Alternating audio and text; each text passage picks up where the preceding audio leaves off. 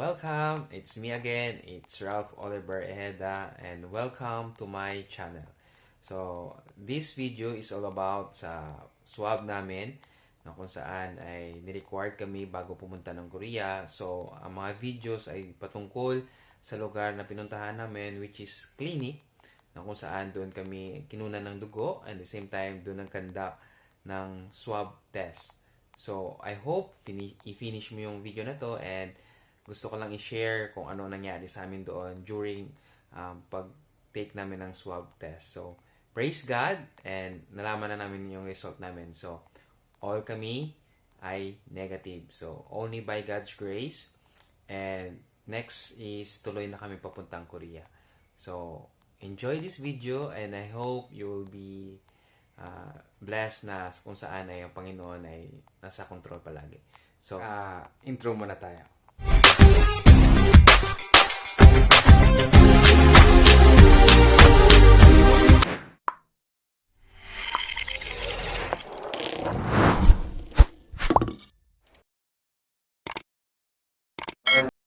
Preparing na kami papunta sa baba sa lobby and today is our swab and hoping or praying that by God's grace na maging negative kami. So,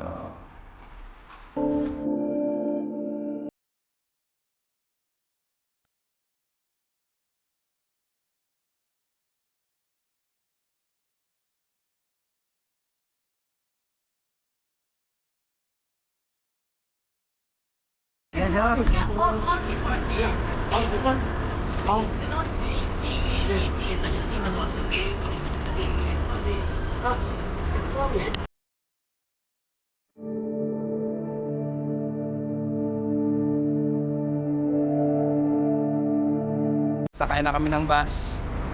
Sakay na ng bus.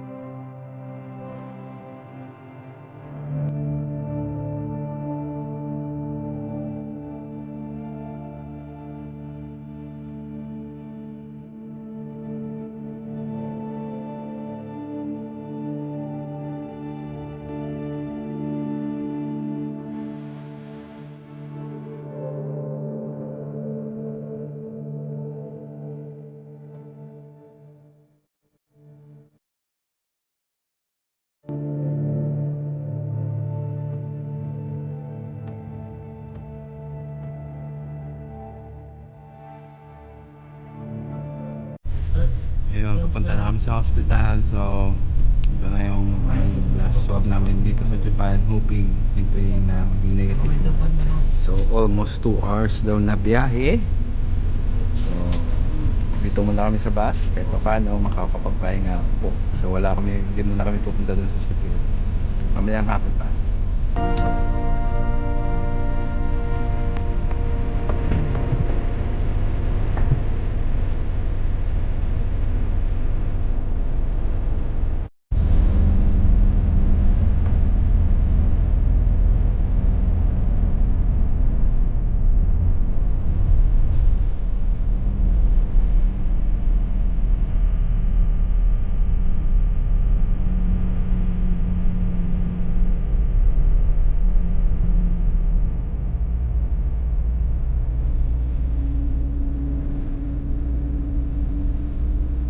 Paano kami? Dito na kami sa clinic.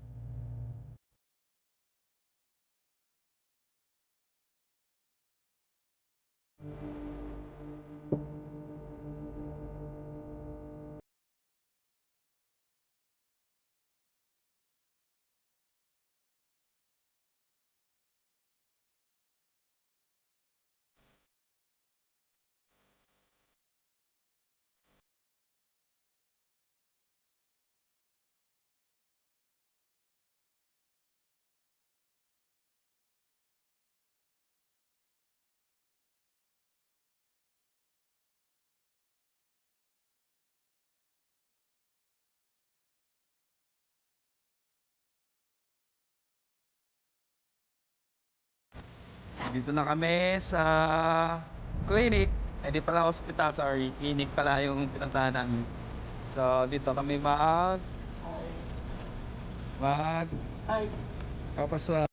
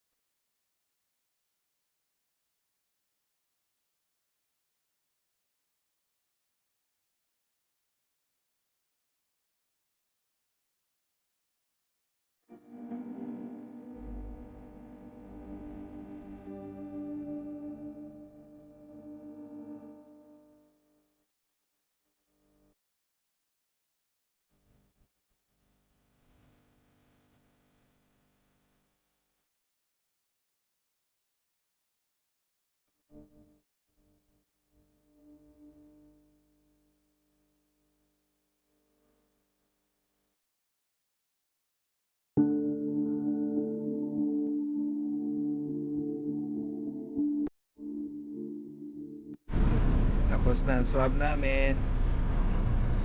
We're praying na maging okay at negative kami lahat. So, punta na kami ulit sa CPR. CPR. Ayan. So, God bless sa amin lahat.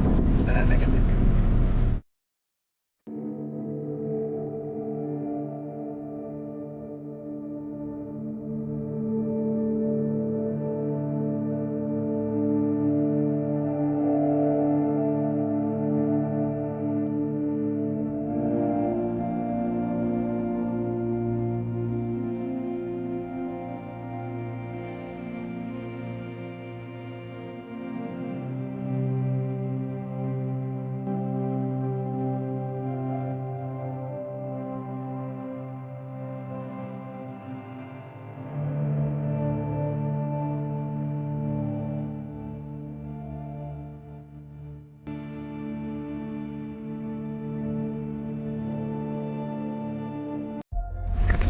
Pabalik na kami ng barko. Ito na. Baba na naman.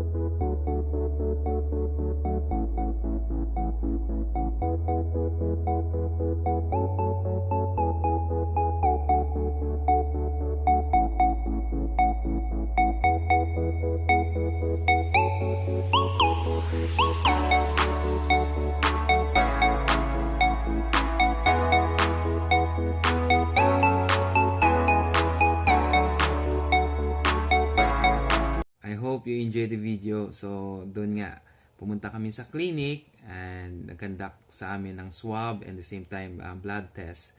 So, praise God, ay lahat kami negative. So, yun yung isa sa mga requirements namin papunta sa Korea na magkaroon kami ng negative result. So, for how many swab ang pinagdaanan namin dito, and by God's grace, lahat negative. Sayang lang, hindi ako nakakuha ng video na kung saan tinutusok ang aming ilong at kinukunan kami ng dugo.